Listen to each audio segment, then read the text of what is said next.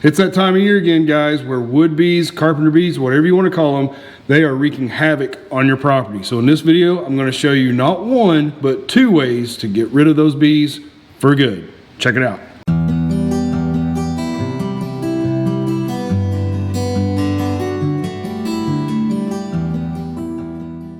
So if wood bees are tearing up your property, there's 2 very easy ways and very cheap ways to get rid of those bees for good. You don't have to go out and waste all your money on store-bought chemicals and exterminators and all that stuff, and you definitely don't have to waste your money on traps. You guys can do this yourself. It's super easy, and I'm going to show you how to do it right now. The first thing we're going to talk about is the spray. So what you're going to want to do is I'll leave a link for this in the description below. You can get this on Amazon. You can get this at Tractor Supply if you have a feed store in your community. This is a chemical called Permethrin.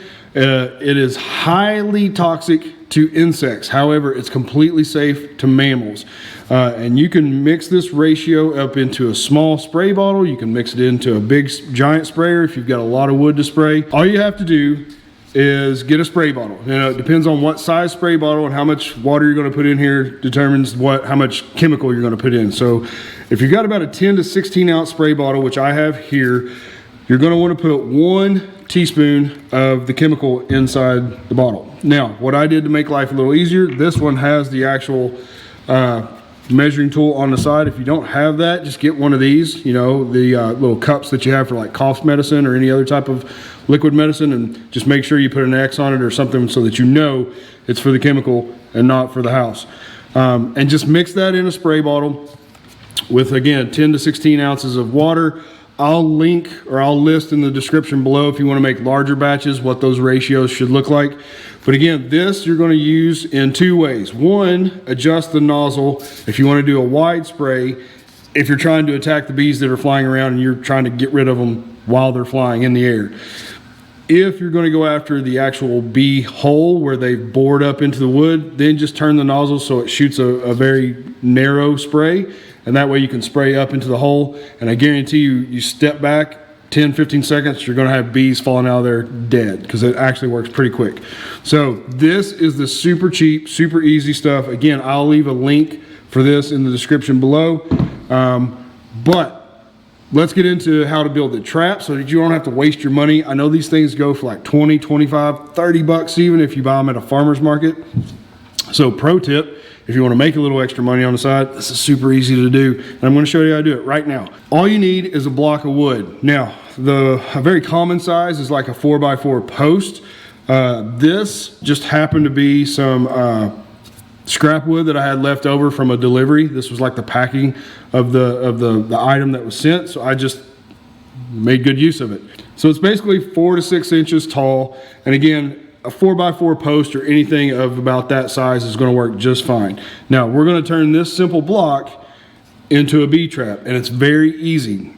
All you have to do is you have to drill a few holes, and that's about it. So this bottom hole, we're going to use either a 1-inch or a 3/4 inch drill bit, and that's going to drill out the bottom hole, as you can see right there. So that's where the bees are going to fall down into the mason jar here in just a moment.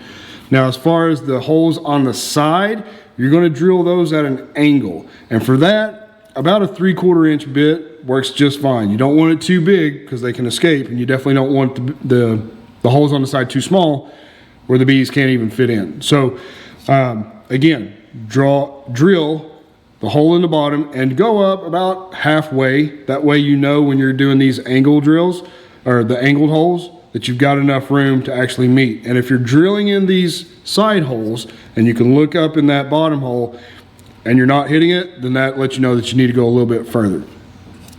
Now, after you get done drilling the holes in the wood, the only other thing that you need is a mason jar. So what you need to do is take the lid off the mason jar, and you need to drill another hole in this to match the hole in the bottom, because this is going to go right here. So it needs to be big enough that the bees can fall out of this and fall through the lid down into the jar.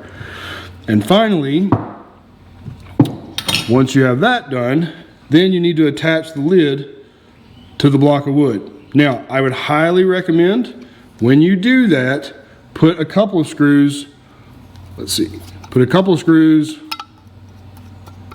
on that lid, because if you just put one and you start to turn this, it's going to rip that lid, because this material of the lid, it's super flimsy. And even with the two screws, if you're twisting this, it's going to come undone, it's going to rip. So I highly recommend, whenever you're attaching or detaching this, grip the lid very tightly as you're turning. Don't just turn loosely, because you're going to rip that, and then you got to go find another one. So again, that's how you build the bee trap. I'm going to go out and I'm going to show you a few of the bee traps around our property, where we've put them, and how you're going to attract bees into the trap so that it's not just dangling there doing nothing. So let's go check it out. All right, so we're out here with the goats, and here's our YouTube star Teddy. He's not afraid of the camera whatsoever, but we had a very bad bee infestation out here with their house. And I know you're looking at this house like, what in the world did you guys do for your goats? Well, this house wasn't originally going to be for the goats. It was originally the dog house for our 150-pound livestock guardian dog. But when we introduced them together a couple years ago, the dog thought that the goats were little play toys. So we had a bad accident, and the dog got kicked out of the goat pen. So now the goats have a big mansion to live in, which they love. Now, as luck would have it, I just heard a bee fly by, so we might get a demonstration here. But as you can see how destructive they are, you can see right here, let me put this down, you can see right here is a hole where they've been boring. So let's see, let me get the spray here. So again, for the hole, we're going to want to make a narrow spray. So just stick that up in there, give it a couple sprays, and if there's any bees up in there, they will definitely fall out soon, because this stuff works really quick. Now, as far as the trap itself, you can see we've caught several in this trap, and yes, my daughters always like to paint them to make them pretty. But what you're going to want to do is, before you hang these, is you're going to want to, yep, like I just said, he just flew out. So there's a carpenter bee. He's probably not going to be around much longer after getting that spray on him. So if we wanted to give a little extra, we could give him a little extra spray, and he's going to be gone soon.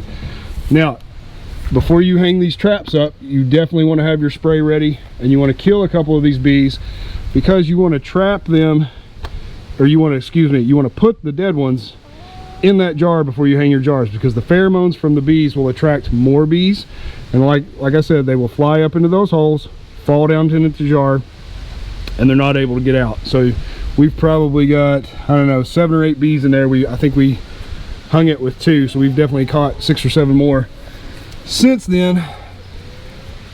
And even with the trap, they're still out here. So again, spraying, if you want to coat, if you've got a really bad area, you can spray this stuff all over the wood. But we've had really good success just putting up the traps.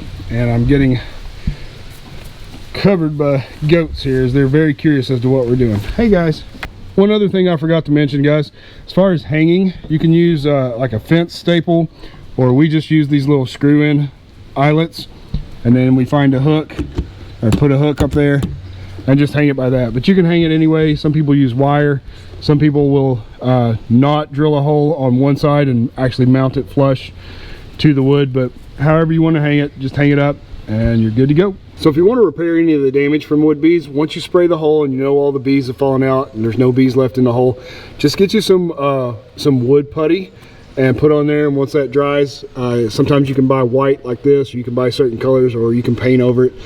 This one looks terrible, I know. I did this one before I really knew what I was doing. But yeah, just a simple wood putty and paint, or match the wood putty to the color. All right guys, there you have it. 2 very simple, cheap, and easy ways to get rid of carpenter bees. I appreciate you watching, and we'll see you next time.